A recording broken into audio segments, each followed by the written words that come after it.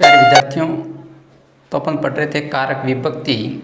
और आज अपन जो पढ़ने जा रहे हैं वह चतुर्थी विभक्ति पढ़ेंगे। यानी संप्रदान के लिए कर्ता ने कर्म को कर्ण से, और संप्रदान के लिए जो ये के लिए चिन्ह है, तो हिंदी वाक्यों के अंदर क्या होगा। जो हिंदी वाक्य जैसे अनुवाद के अंदर अपन देखें तो हिंदी वाक्यों के जो इसमें के लिए आता है, तो वहाँ पर अपने को संस्कृत के अंदर कारक विभक्ति चलती है। क्या चलती है? कारक विभक्ति चलती है। और यहाँ पर कारक हिंदी के अंदर चिन्ह चलते हैं और कारक चलते हैं। वहाँ पर सीधे कारक लिखना होता है और यहाँ पर कारक की जो विभक्ति है उसको अपने को लिखना होता है। तो चतुर्थी विभक्ति यानी संप्रदान के लिए, किसी को देने के लिए अगर अपन दे रहे हैं, देने के योग में, हमेशा देने के योग में चतुर्थी विभक्ति का प्रयोग होगा। तो उसके लिए कुछ उपपद विभक्तियां भी हैं और कुछ कारक विभक्ति जो क्रिया विभक्ति भी है। तो पहले अपन पढ़ेंगे उपपद विभक्ति।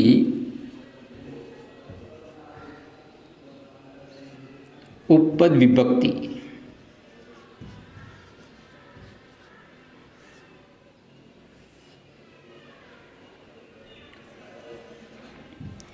अब देखिए, उपपद विभक्ति जो पहले अपन उपपद के बारे में चर्चा कर चुके हैं। तो देखिए, नमः यानी नमस्कार,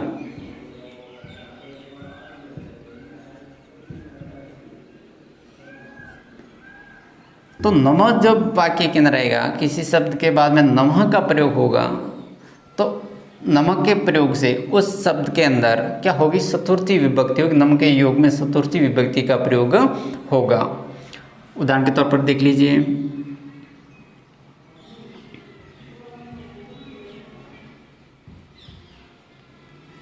शिवाय नमः। शिव शब्द की जो चतुर्थी विभक्ति है क्वेश्चन है शिवाय नमः, यानी शिव को नमस्कार। गुरुवे नमः, गुरुवे नमः, गुरु को नमस्कार। देखिए, गुरुवे चतुर्थी विभक्ति है, शिवाय चतुर्थी विभक्ति है। गणेशाय नमः, इन नम के योग में हमेशा चतुर्थी विभक्ति का प्रयोग होगा। किसके योग में? नम के योग में। अगर नम आता है तो उस वाक्य के अंदर जो रेखांकित पद होगा उसमें अपने को बताना है चतुर्थी विभक्ति। नम के योग में, नमे नमस्कार, तो नम के योग में हमेशा कौन सी विभक्ति का प्रयोग होगा? चतुर्थी विभक्ति का प्रयोग होगा। उसके बाद देखिए, स्वाहा।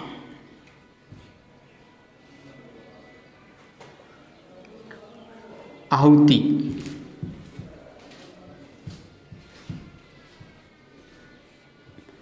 आहुति देना, तो उसमें भी स्वाहा शब्द आता है, तो उसमें भी इस पद के माध्यम से होगी चतुर्थी विभक्ति। तो देखिए, अग्ने स्वाहा,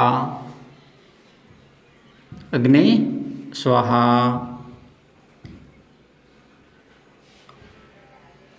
आपको पता होगा यज्ञ करते हैं, तो यज्ञ के अंदर जो मंत्र उच्चारण करते हैं और उनके अंत में क्या बोलते हैं? स्वाहा। तो जो मंत्रों का उच्चारण होता है, जो आहुति देना होता है, तो उसमें भी इस उपपद का प्रयोग है वो किया जाता है। और इसके योग में हमेशा चतुर्थी विभक्ति का प्रयोग होता है। फिर आता है स्वस्ति। स्वस्ति का अर्थ क्या होता है? कल्याण। क्या होता है? कल्याण।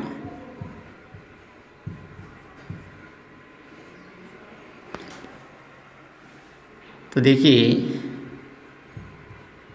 प्रजाभय स्वस्ति,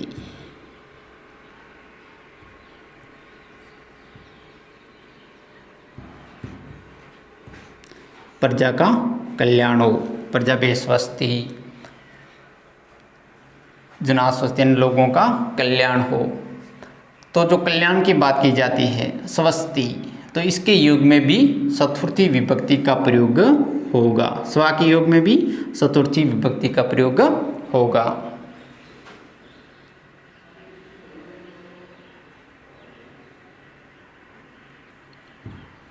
शब्दा, इसका भी अर्थ होता है आहुति।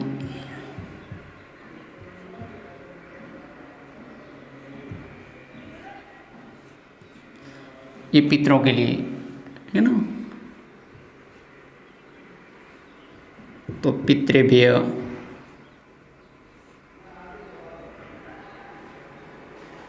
सौदा यानी पितरों को आहुति।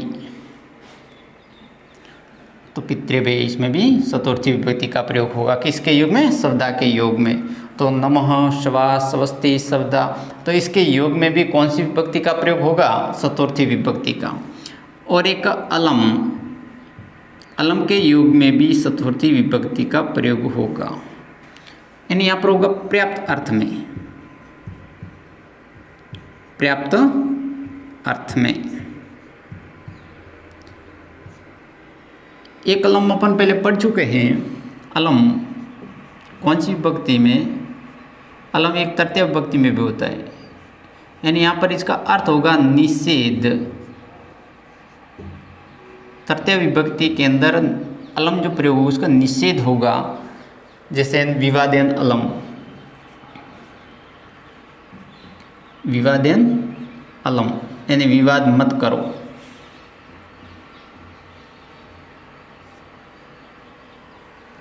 तो यहाँ पर तो होगा निषेध अर्थ में, मना के अर्थ में।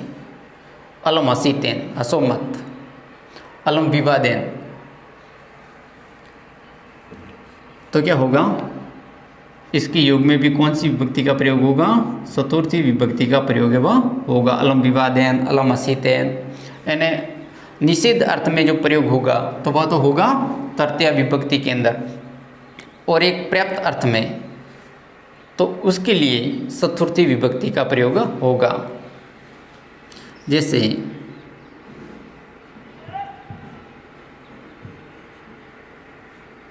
दैत्यभ्य,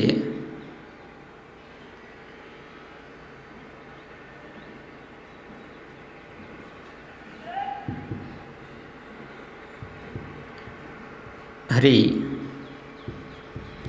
अलम, यानी दैत्यों के लिए हरि ही पर्याप्त है, दैत्यों के लिए हरि ही पर्याप्त है। तो यहाँ पर पर्याप्त अर्थ में अलम का जो प्रयोग होगा तो वह होगा चतुर्थी विभक्ति के लिए। और अगर निषेध अर्थ में आता है तो उसमें अपने को लगानी है तृतीय विभक्ति, है ना। तृतीय विभक्ति लगी हुई होगी, जो रेखांकित पद होगा उसके अंदर अपने को विभक्ति बतानी है तो वो अपने को दिख जाएगी। तो नमः स्वा स्वस्ति सवदा और अलम, इनके योग में चतुर्थी विभक्ति का प्रयोग होता है। ये उपपद विभक्ति है। उसके बाद में अपन पढ़ेंगे जो क्रिया है, बहुत सारी क्रिया हैं तो उनके योग में भी चतुर्थी विभक्ति का प्रयोग होता है। अब देखिए सामान्य जो संप्रदान के लिए जो चतुर्थी विभक्ति का जो प्रयोग होता है तो किसी को देने के लिए, पहले से हम बता चुके हैं, किसी को देने के योग में। तो देखिए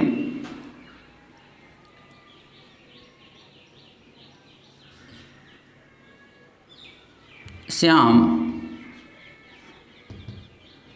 निर्धनाय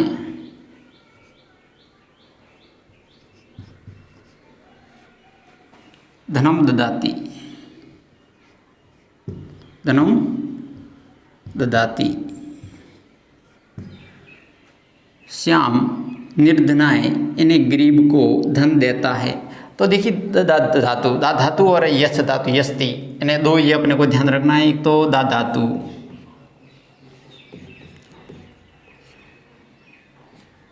और एक यच, इसका भी अर्थ होता है देना।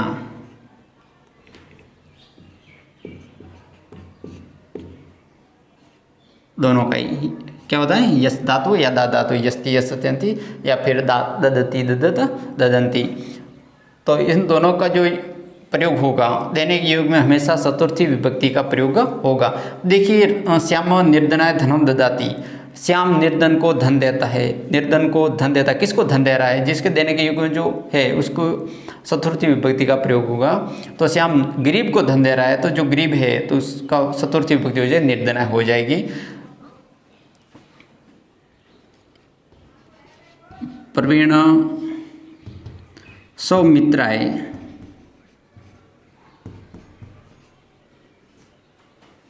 पुस्तकम ददाति, पुस्तकम यच्छति।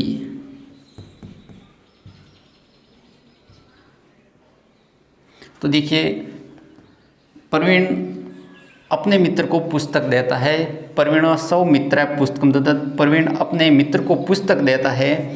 सौमित्राय अपने मित्र को। तो यस धातु या दा धातु के योग में हमेशा चतुर्थी यानी देने के योग में हमेशा चतुर्थी विभक्ति का प्रयोग होगा।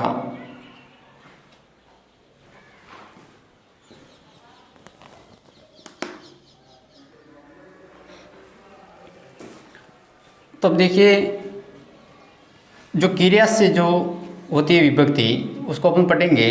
तो रुच धातु यानी अच्छा लगना या रुचिकर या रुचिकर,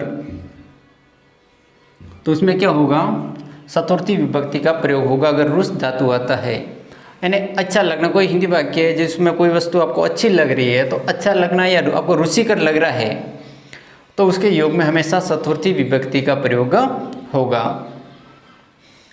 तो देखिए हरे रोस्ते भक्ति, हरि को भक्ति है वो अच्छी लगती है।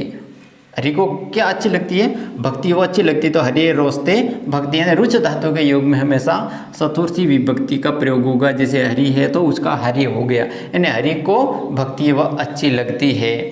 फिर देखिए बालकाएँ मोदका रोशनते, इन्हें बालकों को लड्डू अच्छे लगते हैं। बालकों को जो लड्डू है वह अच्छे लगते हैं। तो बालक शब्द की क्या हो जाएगी, चतुर्थी विभक्ति हो जाएगी। किसको अच्छे लग रहे हैं, बालकों को क्या अच्छे लग रहे हैं, मोदका यानी लड्डू, रोचन अच्छा लगना। तो बालकों को जो किसको अच्छे, जिसको अच्छे लग रहे हैं उस योग में हमेशा चतुर्थी विभक्ति हो रहा है। उस शब्द के अंदर कौन सी होगी, चतुर्थी। यानी बालका यानी बालकों को, बालक को लड्डू है वह अच्छे लगते हैं। तो ये रुच धातु के योग में हमेशा चतुर्थी विभक्ति का प्रयोग होगा। उसके बाद में क्रोध धातु यानी क्रोध करना, किसी पर क्रोध करना, गुस्सा करना, तो उसमें भी कौन सी विभक्ति का प्रयोग होगा, चतुर्थी विभक्ति का प्रयोग होगा। द्रोह यानी विद्रोह करना, द्रोह करना, तो उसके योग में भी चतुर्थी विभक्ति का प्रयोग वह होगा। फिर ईर्ष्या यानी ईर्ष्या करना, जलन करना, किसी पर ईर्ष्या करना, तो उसमें भी कौन सी विभक्ति का प्रयोग होगा, चतुर्थी विभक्ति का प्रयोग होता है। ईर्ष्या यानी एक दूसरे से जलना, उसकी उन्नति को देखकर जलन होती है ना, कोई आगे बढ़ जाता है उसको देख करके, तो ईर्ष्या, तो इसके योग में भी चतुर्थी विभक्ति का प्रयोग होता है। और असूय यानी गुणों में दोष निकालना, किसी में जो दोष है उसको निकालना, तो उसके योग में भी चतुर्थी विभक्ति का प्रयोग है वह होता है। क्रोध, द्रुह, ईर्ष्या और असूय अर्थ वाली धातुओं का प्रयोग होने पर उसकी जो संप्रदान है वह संप्रदान संज्ञा होती है, उसमें चतुर्थी विभक्ति का प्रयोग है वह होता है। असुर हरे क्रुद्यति, असुर हरे क्रुद्यति यानी असुर है जो राक्षस है वह हरि पर क्रोध करता है, हरि पर क्रोध करता है। हरि क्रुद्यति यानी हरि पर क्रोध करता है कौन, असुर। तो जिस पर क्रोध करता है, जिस पर कोप करता है, उसकी हमेशा संप्रदान संज्ञा होती है, उसमें चतुर्थी विभक्ति का प्रयोग होता है। उसके बाद देखिए दुर्जना सजने भये द्रुयति, दुर्जन लोग सजनों से विद्रोह करते हैं, द्रोह करते हैं। दुर्जन लोग होते हैं वो सजनों से क्या करते हैं, विद्रोह करते हैं, द्रोह करते हैं। उसके बाद देखिए मूर्खा गुणी भी ईर्ष्यति, जो मूर्ख लोग होते हैं वह गुणों से, जो गुणवान लोग होते हैं उनसे क्या करते हैं, ईर्ष्या करते हैं, जलन करते हैं। किन से, गुणवान लोगों से। कौन, मूर्ख लोग। तो किससे, गुणवान लोगों से। तो गुणी भी यानी उसमें भी चतुर्थी विभक्ति का प्रयोग होगा। यानी क्रोध धातु के योग में, द्रु धातु के योग में, ईर्ष्या धातु के योग में, और विनोदमयम अनुष्यति असूयति यानी विनोद मुझ में या मेरे में क्या निकलता है, दोष निकलता है। विनोद है वो मेरे में दोष निकलता है। तो मयम यानी चतुर्थी विभक्ति का प्रयोग हुआ है। असूय धातु है, तो क्रोध, द्रोह, द्रुह और ईर्ष्या और असूय इन धातुओं का जब प्रयोग होता है, दात धातु, यश धातु, रुच धातु, तो इनके योग में कौन सी विभक्ति का प्रयोग होगा, चतुर्थी विभक्ति का प्रयोग होगा।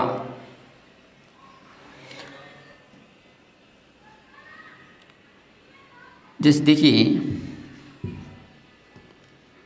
रमेश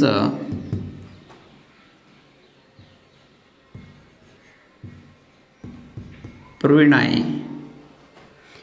इर्ष्यति।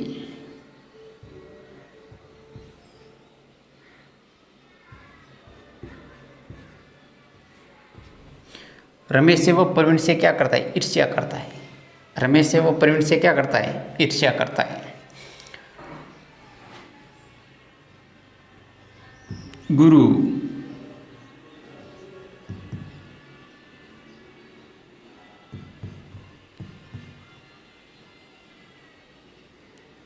छात्राय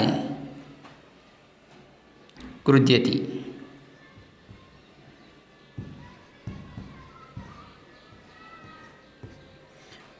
गुरु है वह छात्रों पर क्रोध करता है।